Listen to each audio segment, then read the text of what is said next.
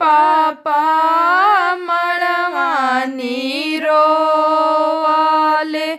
के करा के कारी कन्यादान हो लाली पलंगिया पापा मड़वानी रोवाले के करा के कारी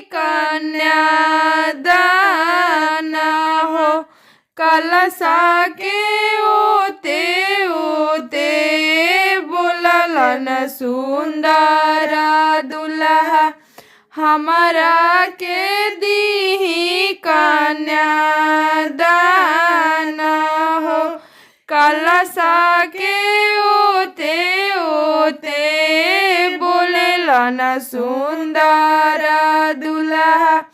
हमारा के दीही कन्यादान हो कापेला टोलावा से कापेला मोहल्ला हो कापेला कुल परिवार हो कापेला कुल परिवार हो धिया ले का पसाया पना पापा हो कैसे करब दिया दान हो कैसे करब दिया दान हो धिया ले का पसा पापा हो अपना पापा कैसे करब दिया दान हो धियावा पोसत हो बबुआ बड़ दिन लागल धियावा पोसत हो बबुआ बड़ दिन लागल 2 मिनट कन्यादान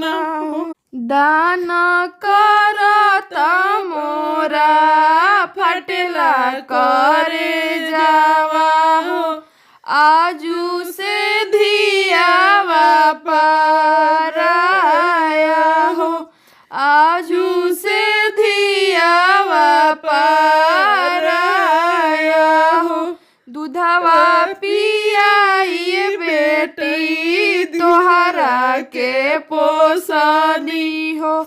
आजू भेजानी दूरा देश हो आजू भेजानी दूरा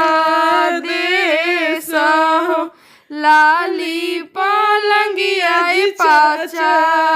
मड़वानी रोवाले के करा के करब कन्यादान हो लाली पलंगिया भैया मड़वानी रोवाले के करा के करब कन्यादान हो।